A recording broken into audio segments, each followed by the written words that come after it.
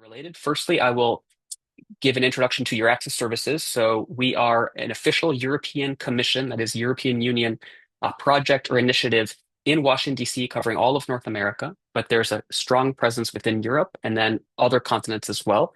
And the whole purpose is to reduce the friction to researchers who are interested in connecting with Europe. And that can mean, for example, an Italian who's spent some time in the US moving back to Italy. It can mean a non-European going to Italy, going to Europe for the first time, or a European coming to North America for the first time. There's really no one way about it. The whole idea is to support brain circulation, not brain drain. So we're a free tool. We don't charge for any of our services. If you represent if you're here in attendance on behalf of your institution and you'd like us to present virtually or in person, please let us know. We also have plenty of in-person events where we'll travel outside of Washington throughout the whole continent and be very happy to join you. But we also put together a lot of networking events in the DC area. So that's why I'm particularly happy to be invited by the DMV chapter, the DC chapter of ISSNAF. So this is the famous infographic. If there's one thing I have to start with, it's this. This is sort of the graphic that explains the structure of Horizon Europe. So for a very quick primer, Horizon Europe is the name of the current research and innovation framework program organized and run by the European Commission. It's the world's largest. It's always on a 7-year basis. So the previous program was called Horizon 2020. Before that, it was called Framework Program 7. And we're a little bit in about 3/4 through the current period. It runs through the end of 2027. And then from the beginning of 2028, we will start these currently unnamed 10th framework program. Every year, it becomes bigger and bigger. The current program has 93.5 billion euro, which converts to about 110 billion US dollars across the 7 years. And this is for all those involved. So obviously for the US, this is a chunk of it, but the way in which you engage or take part in Horizon Europe doesn't necessarily have to be by being based in the US. You can also move to Italy, move to Europe on some of these schemes. So I've circled here, I think the two pillars that are most relevant to researchers that are already international or mobile. Pillar one, which I'll elaborate on, as well as pillar two. For the most part, pillar one is for individual researchers for bottom-up projects. You as an individual will be proposing what research project you want to carry out. It's completely open, so neither of these two schemes that I have circled have predetermined domains or research fields that take precedence. You're writing the project proposal. You're not taking an existing call and arguing why you're the best fit for it. You're simply explaining your research, and the most competitive projects are accepted. The two schemes are different. I'll explain with some dedicated slides for each one. The polar opposite philosophically on this is Pillar 2. Pillar 2 are calls for the European Commission with all of the EU member states and associated countries to Horizon Europe come together, decide what are the big societal challenges. They categorize them in these 6 clusters that you see here with the bullet points, and they say what the specific issues are. It's incumbent on a group of principal investigators to apply together to say, we are this consortium, we would like to be the ones to carry it out. Here's how we'll do it. I think for today's purposes, I'll just give a very small overview of Pillar 2 at the end. It can be useful to understand how it works so that maybe you can join a Pillar 2 funded job or research team. But for the most part, I think we have a lot of early and mid-career researchers in the audience or university staff that support these people. So it's about the mobility at Pillar 1 that you might be interested in. And what I'm very happy to say is that for this second scheme under Pillar 1, Marie Skłodowska-Curie actions, the mobility goes in both directions. So if you are in an institution in the US or Canada, and let's say you are staff and you bring in researchers, you can have the EU pay the salary of European postdocs, for example, who could carry out a 1 to 2 year postdoc funded by the EU on that scheme. So I will go through these slides probably a bit quickly in the interest of time to really get to more of a conversation and Q&A, that portion at the end. But all these slides will be shared afterwards, and there are longer versions of this talk available online that you can find on our YouTube, which I have shared in the chat. So again, on the EURAXESS side, in addition to Horizon Europe and then the new Choose Europe campaign, everything we do is free. I call ourselves jacks of all trades, masters of none, because I couldn't give you a lot of Italy-specific information. But for example, that's why we partner with groups like ISSNAF, like the Embassy of Italy and their great science counselors to connect people to the country-specific experts. On the European side, every single country, whether it's an EU member state or not, has what's called the EURAXESS National Portal. I'll get to that in a moment with the slide, but the main takeaway here is that there are people on the ground in the country you're interested in who can help explain that country's research landscape and how, if you're willing and wanting to move there, how you could hit the ground running. Again, everything we do is free. I'm not only talking about the 27 EU member states, it's about 45 plus countries in the end. And our goal is mobility in either direction. So if you come to me and say, hey, we actually have a strong relationship with with an Italian university, I want to see how we can get them to come to my state in the US or my province in Canada, we'll work with you to explain the different schemes and see what might be relevant. For earlier career researchers, again, we have a lot of opportunities for PhDs, postdocs, and then faculty positions, but we're also not limited to academia. The main bread and butter of the EURAXESS project is a jobs board. It's completely free and open. It plugs into about 7 or 8 existing European jobs boards. So even without searching all the different ones that are larger in Europe, you can automatically plug into those from the EURAXESS portal. But because it's free, anyone can post there. So at your own American or Canadian institution, you could post a vacancy, knowing that the user base is largely in Europe, but it's growing frequently and quickly in the US, and you can get some extra eyes on it. And again, it's completely free. And just like ISSNAF, you can connect to other diaspora networks in the US because we have sort of taken the mantle or heeded the call to catalog these groups and liaise with them and co-host webinars and events with them. So I was very happy to see strong turnout. Just over a month ago, we hosted our annual meeting of the European Scientific Diasporas in North America. It's certainly a mouthful. At the EU ambassador's residence in Washington, D.C., the ISSNAF DMV chapter had very strong turnout this networking reception. So I think also by being in touch with ISSNAF and us as EURAXESS, it could be a great way to strengthen your research career and have some more tools at your fingertips. The EURAXESS website is an official EU website. It has that same visual design language across, just as the other EU websites do. And this vertical list here is just a quick recap on what the horizontal strip is when you're on the EURAXESS homepage. So just like you might be visiting the EURAXESS North America website, like I've been sharing in the chat, these 5 sections will be on any EURAXESS website, whether it's overall EURAXESS, EURAXESS Italy, EURAXESS North America, EURAXESS China, et cetera, et cetera. The jobs and funding and partnering and hosting tools are all the same thing. They're just different drop-down menus. This is what I was referencing when I said the main service of the platform. So you can go on jobs.euraxess.org or just navigate to the jobs button from our homepage, and you can filter for Italy. And then you can also type in keywords based on your research field or your interest. And all of a sudden, some 10 to 13,000 current vacancies will whittle down to a smaller, more manageable number, and you can go through those one by one. It's an amazing tool.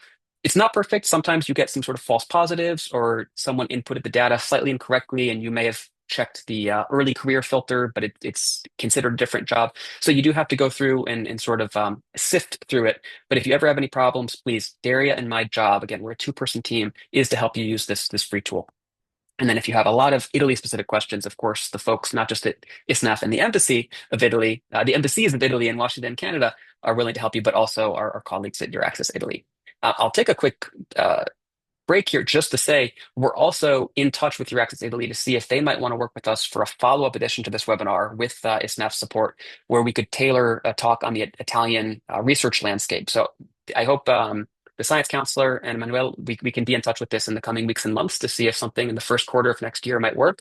But this is where I'm also going to refer back to the chat and see from the audience what you would want to learn, because I'm really touching at the more pan-European level today, everything the EU has to offer. If you're specifically interested in going back to Italy or moving to Italy for the first time, we can have the folks at EURAXESS Italy put on a webinar in conjunction with us and really pitch the specific schemes of interest to you or tailor it to your research stage. Or if everyone's in the social sciences and humanities, maybe we can try to find a testimonial from that field, let's say. Everything else I think I'll get to, but with COVID, I can just quickly say we had a lot of career development tools that would have been previously in-person events. These became webinars or interactive tools. It's all archived there for forever. So you might want to go through there and look at some free tools to consider ways to complement what a career development office might do, in your own home institution. When it comes to information and assistance, I will elaborate a bit, but you have basically 700 what are called service centers. These are essentially offices embedded within institutions throughout Europe that will have expertise on specific subjects. So based on your field, your research field, and then they cover a geographic region. So if you are passionate about research in marine sciences and specifically Sicily is the place for you, we can go through this list of 700 plus service centers, and there literally will be a point of contact that's sort of designated the ideal one for you. You can see here there's 9 different what we call hubs or offices. So in North America, of course, we cover Canada and the US. But if for whatever reason outside of Europe, you also have ties to these other countries and regions, I hope I can introduce you to our colleagues and you can liaise with them as well. So this is just a quick screenshot. Again, I will power through some of these slides to give you a sense of how all the filters are on the left. I think just for size purposes, this gets slightly cut off, but you can see there's a lot of different categories, including, for example, what is the funding source? So anything that's funded by Horizon Europe or by the EU, by mandate, as a requirement, it has to show up in this portal, which is why it's such a good first source or first stop for searching for your research jobs in and out of academia. But because it's completely free and open, you find private sector jobs or non-Europe, non-EU wide schemes, including national and regional schemes, they want to put themselves on here to get extra visibility. So in this first screenshot, you can literally see this is slightly outdated, but there's an Austrian job opportunity that's not funded by the EU. It's funded by the university where it's based within Austria. So I leave that as an example.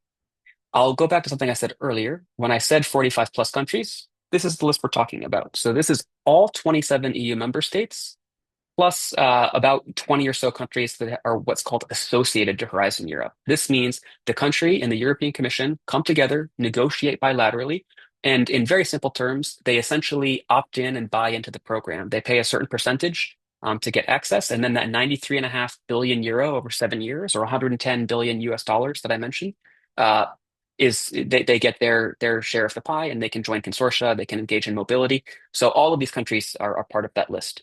You have one extra layer here that doesn't show up.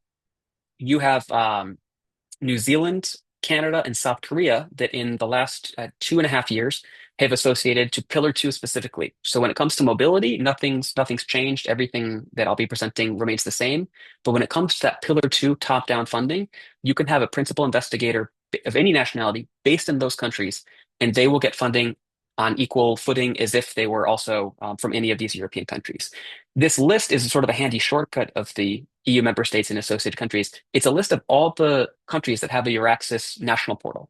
So we're not considered a national portal because we at EURAXESS North America are under the worldwide umbrella, the sort of non-European part. These are all the countries in the wider European neighborhood because you see countries like Tunisia, Turkey, maybe in a wider definition of the continent. They have a portal that will help you essentially go move there, move from there elsewhere on a postdoctoral fellowship, whatever the case may be. So if you have a question on a specific scheme and you're interested in a specific country, I will connect you with the national contact points and the EURAXESS national portal in that specific country. So I think for a lot of today's examples, the answer will be Italy, which is why I'm so excited to hopefully have a webinar with EURAXESS Italy in the coming months, and why I want to really get through a lot of the basic presentation today to have a chance to chat with you more in a group setting. So when I say there's a national portal that has country-specific expertise, for the most part, there's a couple countries that have exceptions and they're formatted slightly differently, but they're mostly mandated to have information available on these 18 different topics. For some, it's a PDF guide. Others, it's an interactive sort of click-through quiz. But if you message them, if you email them, if you ask to meet them on Zoom, and you say, I really want to go to Italy, but I don't know how to pay for medical care or figure out how to pay into the pension system because I want to move there permanently, there are people there that will help you with that. So I think this can be very complementary to the fact that you're already liaising with the embassy, with ISSNAF. So again, regardless of your background, if you know the country you're interested in, please visit the EURAXESS portal. You can just go to your favorite search engine, type in EURAXESS country name. It'll be the first result. So I said before, the EURAXESS North America homepage, I described that vertical strip at the top. If you're ever on the absolute homepage, just euraxess.org, it'll redirect you to the long European Commission official URL. You can just hover over worldwide, click North America, and then this is our continent-specific landing page. If you opted into our emails, our twice monthly little flash note emails, I'll import you and add you after this webinar ends. But you can also always click that yellow button and add yourself there. We ask a lot of questions. You only need to share your name and email, and you can unsubscribe by clicking that link at the bottom.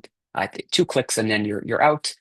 Easy peasy, no stress. You can also, if you have your phone out, you're welcome to scan the QR code there. But I think most of you actually did opt in on that list, so you'll get a confirmation email from us in a little bit.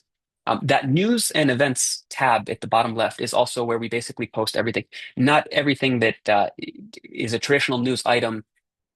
We post everything and we have to categorize it as news or events. So if you look at news, you'll see sometimes individual funding schemes, PhD or postdoc opportunities, et cetera, et cetera, in addition to traditional sort of EU-wide R&I news. So it's a nice homepage, just a bookmark, check periodically, but I would say the flash notes are where you can get most of that information. So shifting slightly before I get into a quick overview of pillars 1 and 2, I do want to underscore what ISSNAF kindly proposed for this webinar, which is the Choose Europe for Science, or Choose Europe for short, campaign. It is an overarching project, basically considering the fact that this year there's been a lot of changes across the world, also here in the United States, on the higher education landscape. Coinciding with this time period, the EU exceptionally and extraordinarily decided to fund extra programs to attract talent. It's not specifically at the EU level highlighted or targeting any individual country. However, I can say there's been a huge uptick in interest from the United States. And in addition to this, sort of the EU itself funneling more money into the project, you have the individual countries and then regions within some of these countries that are putting their own national schemes out there that are complementary. So the EURAXESS website is cataloging them. So this will be a clickable link when you get the PDF later. You can also just go to our homepage and find your way there. But you can essentially see what's new in this. If you're able to see my cursor, these three sort of traditional umbrella categories, but then the national and regional initiatives are where there's been a lot of interest. And this is frequently updated. We have a team in Europe within the commission itself that's categorizing, cataloging, and keeping tabs on what's happening at the national level. When they're aware, they put something there. I checked earlier today. There's two within Italy, but there also may be some that we're not aware of, and you can also always search the filters on the EURAXESS jobs portal. So please bookmark this in addition to the overall EURAXESS North America page. So closing out just sort of this quick introduction to EURAXESS and Choose Europe, I leave you here with this email address that comes to my colleague, Dr. Dara Butinar-Karajan, and I alike will respond from our personal email addresses if you reach us, but this way you're sure to get both of us in one. And then we're on all of the major social media channels, and most of our webinars we record and archive and put them on our YouTube. So you're welcome to check out past and perhaps longer versions of this talk as well. And if you'd like us to give a similar talk to your institution, we're happy to customize that to the content you need. So I'm aware of the time. I will invite ISSNAF to unmute if there's at any point I should start wrapping it up so we can leave some time for questions. But I will quickly go through pillars 1 and 2 to give you a sense of what the EU is funding at the mobility level. So we talked about pillar 1, how there's 2 major schemes within it. I'll start with the Marie Skłodowska-Curie actions, or Marie Curie for short, how it's traditionally been called. These are mobility schemes in both directions, again, that traditionally focus on what's called the 3 I's: international, intersectoral, and interdisciplinary mobility. So because it's bottom up, you as the researcher proposing where you want to go, what you want to do. There's also certain schemes that are for staff, so you don't have to be a researcher specifically. If you are research support staff, there may be some opportunities for you here. And the whole idea here is, regardless of your career stage, to help with your training. So I will focus on the postdoctoral fellowship because it's the most famous. For some people, it's a first postdoc. For others, it's a second or third. It's very attractive. The funding level is very strong.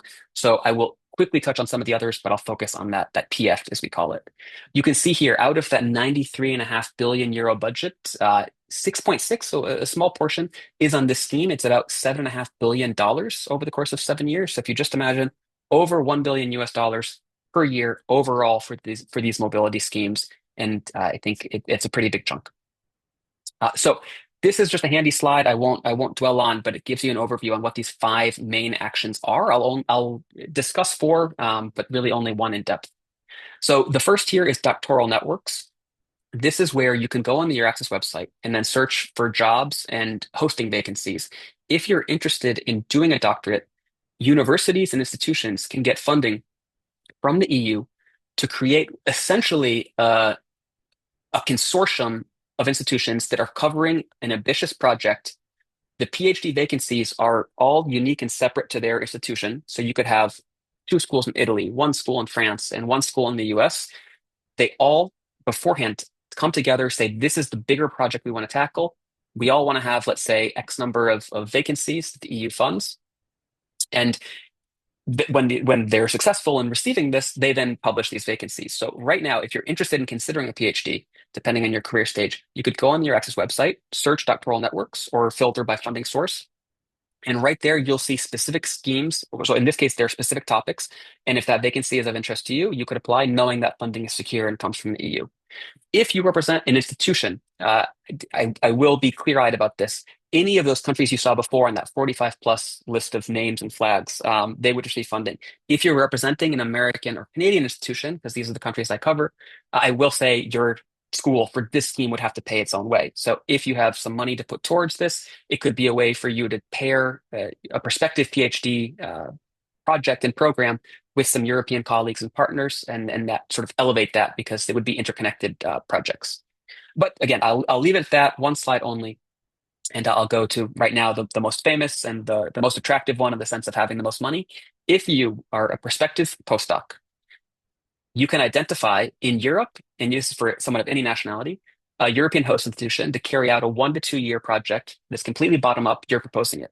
If you are a long-term European resident or a European passport holder from any of those countries you just saw, you can go anywhere in the world also for 1 to 2 years, but then you have a mandatory, what was called return phase, so additional 1 year in Europe to finish the project at a European host institute. So either way, part or all of this is taking place at a European institution.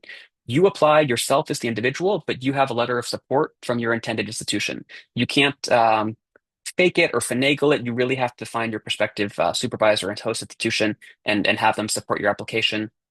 But I say this to sort of empower you. You're the one making the application directly to the commission itself. And you have a supervisor at the one or both institutions, depending on which scheme you're doing. We have plenty of archived how-tos. About twice a year, we'll have a postdoctoral fellowship, how to apply.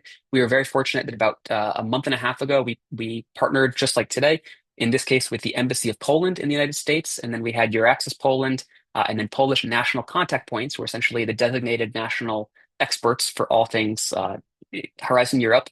So the Marie Skłodowska Reactions NCPs, and all together they presented why you should consider Poland as your destination. But everything you learn in this webinar, if you choose to look at the recording, you can apply it to Italy, you can apply it to any other country. So in this case, again, you can be any nationality, you can go to any of those 45 plus European countries, or you can be European citizen or long-term resident, and you can go anywhere in the world. And I should say, you don't have to change continents. If you're a European based in Europe, you can go to a different European country on this scheme. And in fact, digging into the statistics, I can see, because there are certain tools that are open to the public. There's something called the MSCA dashboard that lets you look at the data, and you can see a lot of Italy's, I think, the most popular destination.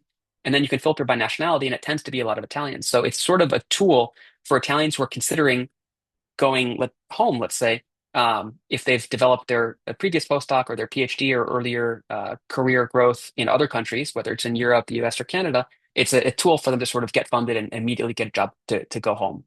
So I hope you consider it whatever your dynamic looks like. There is a mobility rule. You can't have lived in the country you want to go to for more than 1 year in the last three. So basically, you can't use it to stay where you already are. And you can have a maximum of 5 years full-time research experience since you defended your PhD. So if you have 15 years experience, there's really little you can do to sort of calculate down. There are formulas, and there's a sort of sense of flexibility and understanding. If, for example, you took parental leave, if you had obligatory national service, if you were simply not having full-time research experience in your field, all of these can count down. So if that gets you to 8 years or less, you can apply to this. And I think we've touched on everything. There are also schemes, of which Italy is a part, where if you score well, I believe it's above 80%, but I may have to double check this.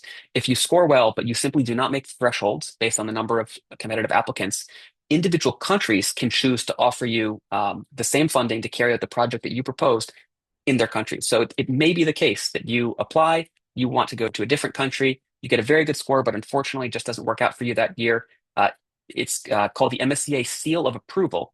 And then you can just search that term online, MSCA Seal of Approval, Italy, in whatever countries, usually it's about 5 or 6 every year, that are participating. They're basically saying, hey, we're going to come use our national budget to fund a certain number of great research projects. So if you want to come to Italy, why don't you do that with us? So this can be a really sort of great way to know that even if you immediately don't get the top results, you're going to have some options.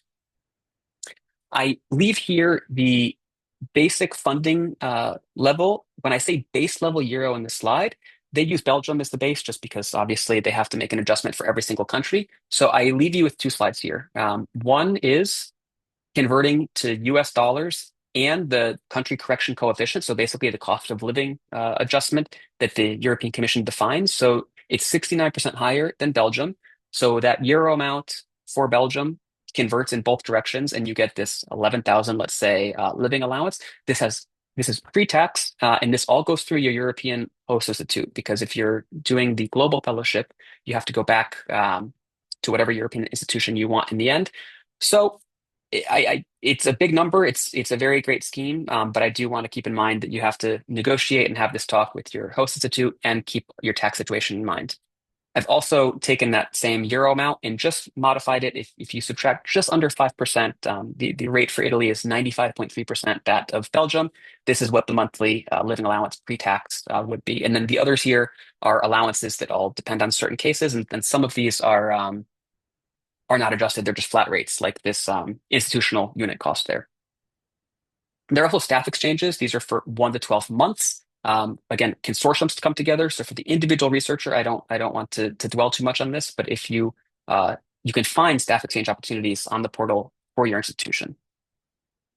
And then co-fund, I will leave this one out. Basically, there are schemes where different actors can come together to fund PhDs and postdocs, but I think it's less relevant for today's audience. All of these calls are expired, but I leave this with you because more or less they don't change a week or two in either direction. So you can anticipate that for next year's calls, they will be within 14 or so days in either direction of the calls for this year. There's also a slide here, a table on where you can find the vacancies, and you can see half of them are on the EURAXESS portal by mandate. There's also a website called the Funding and Tenders portal, which is where the legal text of all of these calls shows up. So I can also always push you to that. There's a matchmaking platform. This is where if you want to find certain host institutions because you don't know where to look, obviously just find institutions that are doing the work you want to partner with or carry out. But there is an interactive matchmaking platform. I would suggest checking that out. The Radiance project is great work, just like EURAXESS. It's an official EU-funded project. And I will also share in the chat once I finish my full screen presentation. Last year, we hosted a webinar where we invited several European countries to have their institutions pitch virtually their university is your host institute. So I have the PDF from Italy. I can also link to the video. So if you're seriously considering a postdoc in Italy, this can be a great way to do it with EU funding. So at this point, I'll give a quick introduction to ERC, and then I think 1 minute on Pillar 2, and we'll jump right into questions. So here's that same graphic from before. Maybe Jackson, 5 more minutes overall. Is that good? Perfect. We'll wrap up. This is the same scheme as before. This is the other Pillar 1 scheme. I should say, just like the MSCA fellowships or the actions in general, this is completely bottom up. It's not consortium based. So this is for you as a researcher, depending on how many years post PhD you are, to get a grant to move to Europe. This is not mobility in both directions. This is to move within or to Europe and carry out the research scheme of your choice. And it's all fields. So I always make the call to remind social sciences and humanities, this is for you too. The numbers sort of speak for themselves. Half of the nationalities of the world roughly have been awarded an ERC grant and moved to Europe. It's produced more than a dozen Nobel Prizes, et cetera, et cetera. This is the slide I really wanted to get to because this is where I can take the euro amount. And sorry for our Canadian friends, I only have it today in US dollars, but you can see you more or less specifically fall into one of these categories. So if you are 5 years post PhD, you know that the only one you could apply to is a starting grant, which is $1.7 million for the 5 years of your project. Again, bottom up, you propose with your application where you want to carry this out. And there previously was 1 million euro for covering eligible startup costs. Under the Choose Europe campaign, it's now 2 million euro. So this isn't to move costs to spend as you see fit. This is to actually get your lab up and running from to your new European country. So you can more or less go up the ladder here. I will say that also starting next year, I don't believe the work program's been officially released yet, but that 2 to 7 years post PhD will no longer apply. It will actually be 0 years post PhD. So it's not official yet, but you can anticipate that there will be some changes to make it even more accessible to the PhD holding community. North America fares very well. People based in these two countries tend to be, by and large, the winners of these grants. If we look outside of Europe, of course, 4 out of every 5 of the 9 European grants are coming from these countries.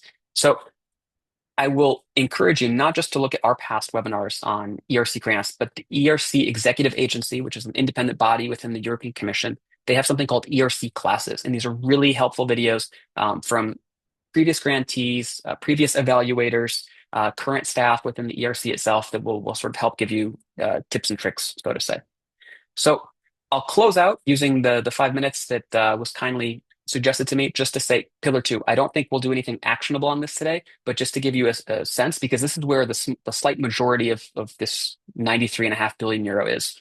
These are for consortia to apply and select open calls as defined by the European Commission. So you can go on what's called the Funding and Tender Opportunities portal, the EU website, search your keywords of your research area, find certain calls, and then together with your existing partners, or you can use matchmaking services to find partners, apply and hopefully carry out that project. They suggest how much money you should be putting in your application because they say the indicative budget of that call. So that it might be they will fund two consortia, and you can strategically bid a little higher, a little bit lower. But the main goal here is it has to have at least three European countries. There can also be countries like the US and Canada. Canada is associated Pillar 2. So in this case, Canada-based PIs would get funding on equal footing with Europeans.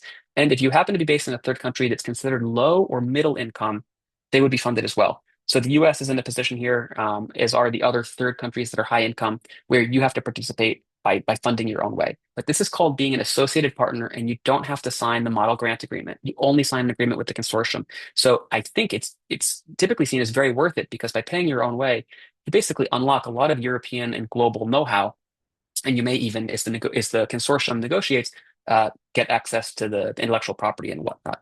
I will say, out of those six clusters I showed earlier in that bullet point, the health cluster for the United States is funded due to a long-standing historic agreement. So if your research touches health, and you would want to be a PI working within a global consortium, and you're based in the US, definitely consider health especially. But for all of them, I think even being a person that's not paid by the EU, it's worth it to join. Um, they're in all fields also, but you have to just look at each call and see which ones might be for you. There are ways to network directly and indirectly. If you go to the Funding and Tender Portal website, you can click on each individual call, and there's something called a partner search announcement. In addition to that, the national contact points throughout Europe will host what they call brokerage events. These are essentially networking events. But the typical piece of advice here on the right is use your own network. You're already in touch with European colleagues, universities, it's industry, et cetera, et cetera. Talk to them. They'll also be well versed in Horizon Europe, and they might have some starting feedback. Um, I'll wrap up here. Cordis is a useful website as you start doing your research. It's where you can find, for the last 31 years, information on all EU-funded projects. You can type in your home institution and see what they've been funded in the past and get a sense for the projects they've gone for.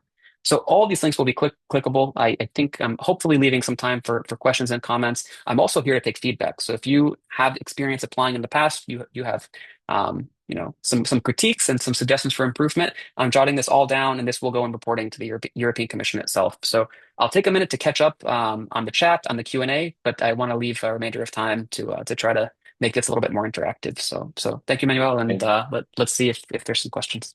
Thank you, Jackson. We already have a couple of questions, but I want to start saying the goal of today's presentation was to give a sense of the breadth and universe of opportunities between the US and Europe. I think you made an amazing job giving a highlight of all the different opportunities. Of course, there's way more we can discuss, and we will discuss more. As you mentioned, we want to do something in the first quarter of 2026. So as part of your comments, not only please don't type only questions. I see more questions coming in.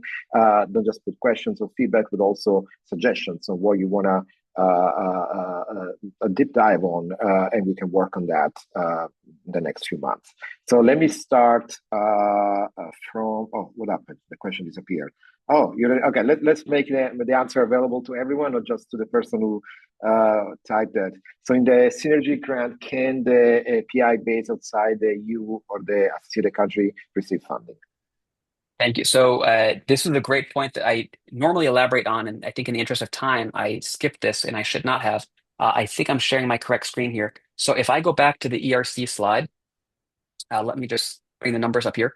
So I described before how basically everything in Pillar 1 is bottom up, and for the most part for the individual researcher, mono beneficiary, that is. For the synergy grants, which is in the bottom right here, you can see there's 2 to 4 PIs. So this is not for an individual. It's the only one that's for mini consortium.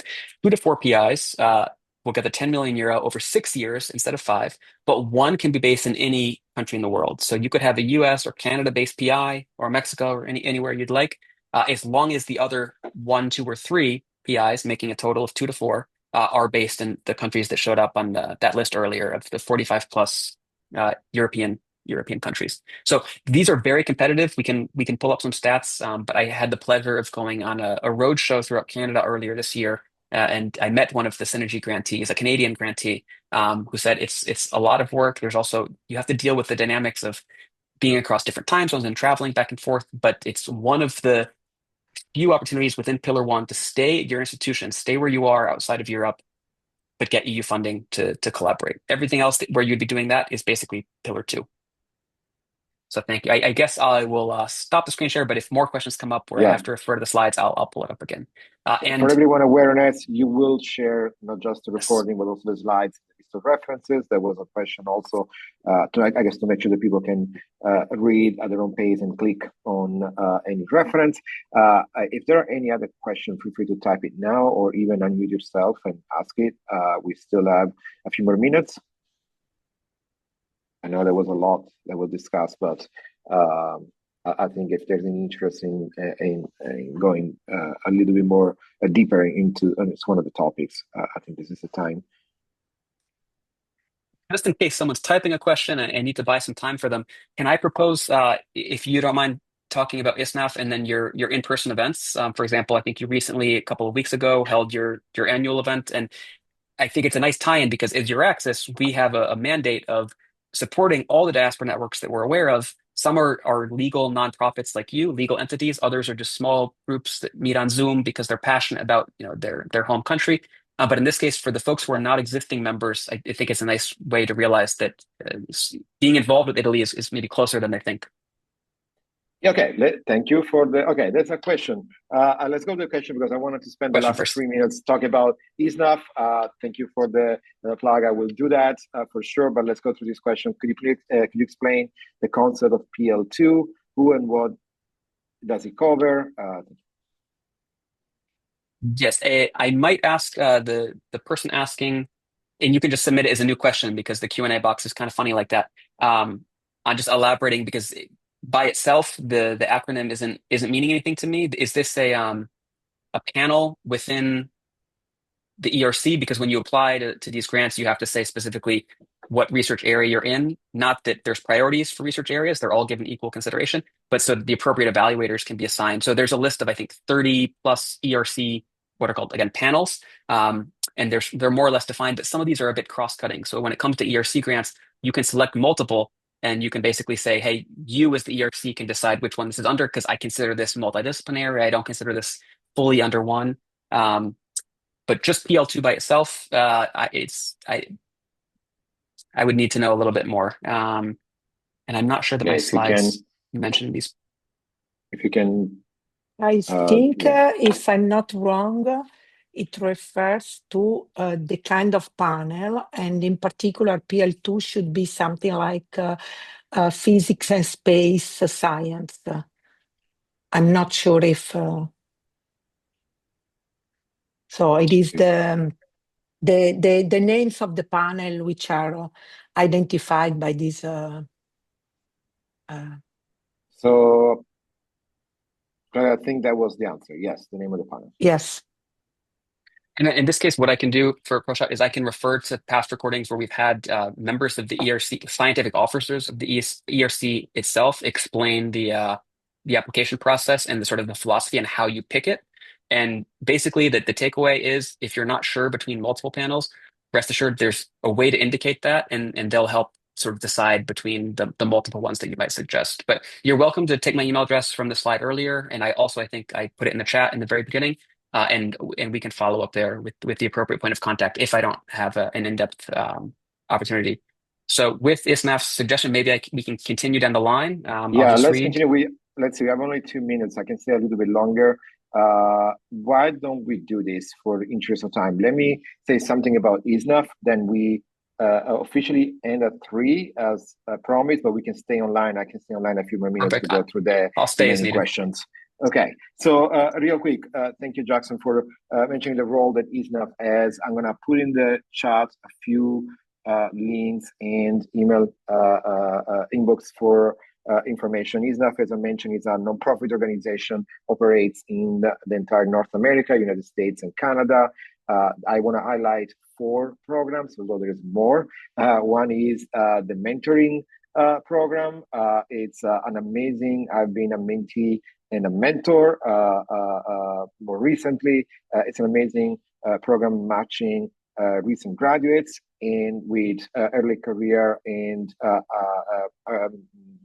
more senior people in the US to really explore study, career path, learn from the mentor's knowledge and experience, and establish the kind of like guidance that can be critical for the success of a professional career. Another program that I think is very new but very strong is the mobility program in collaboration with the Italian Ministry of University of Research to basically build a systematic approach between certain universities and research institutions in Italy to create mobility services between Italy and the US. I want to highlight also a third program, which is the Young Investigator Award. Every year, ISSNAF has a series of awards for young investigators. The event that Jackson was mentioning is the annual event of ISSNAF.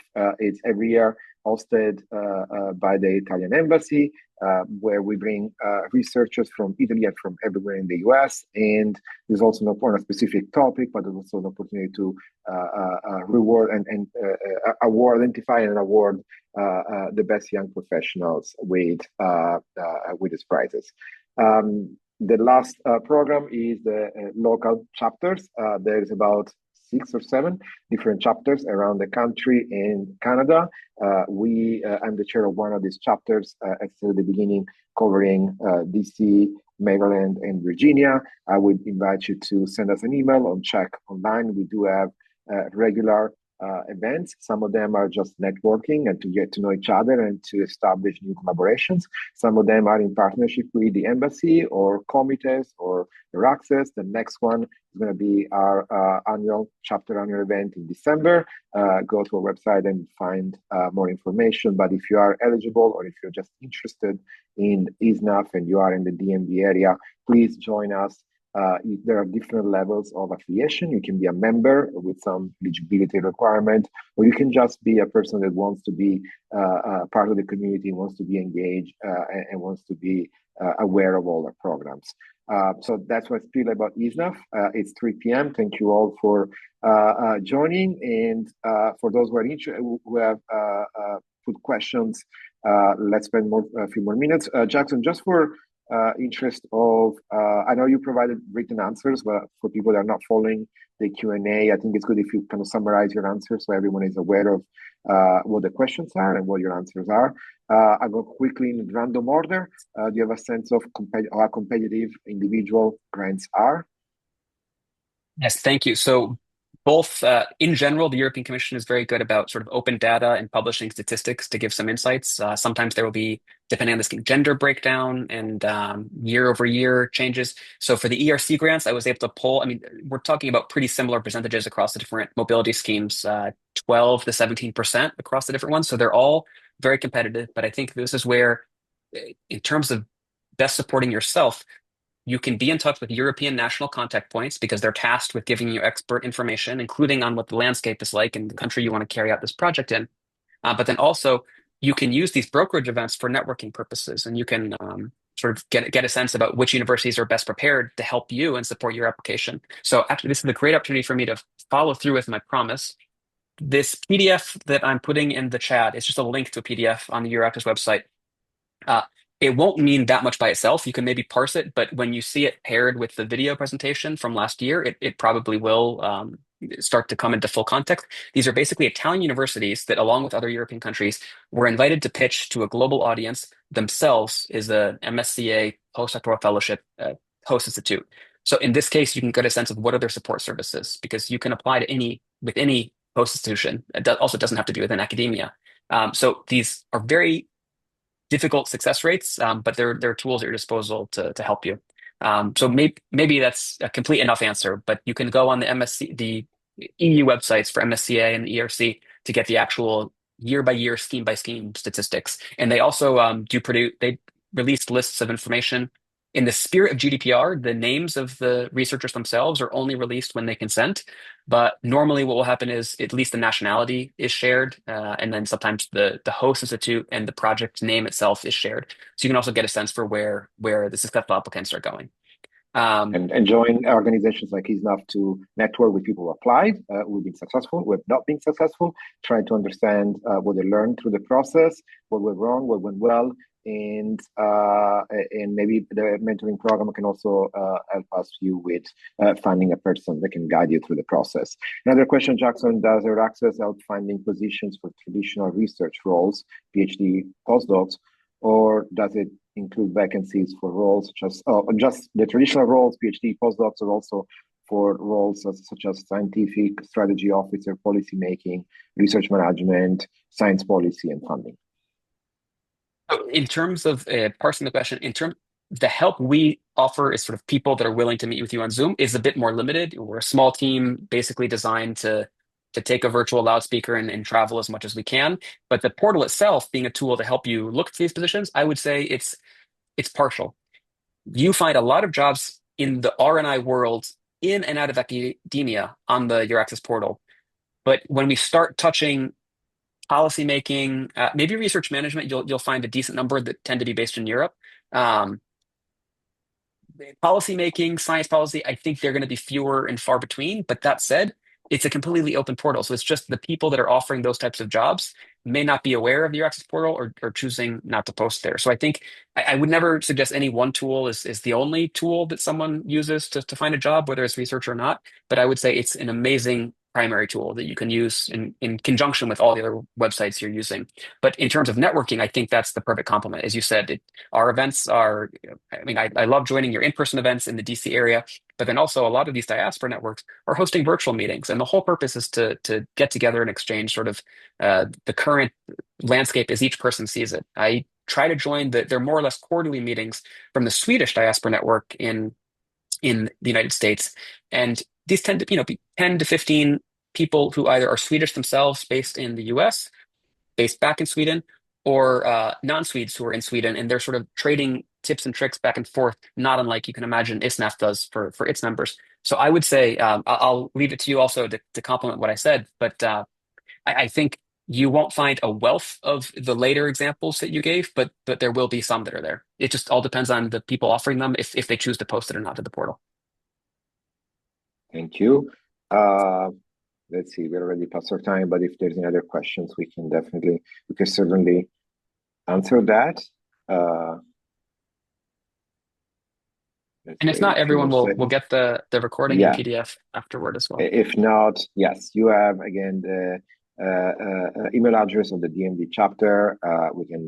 You can reach out to EURAXESS directly or ask us, and we'll forward the email to Jackson and Daria that they both do an amazing job despite being just two covering the entire North America, do an amazing job. And Jackson, thank you so much for your time, for your presentation, and thank you all for participating. And I'll see you next time.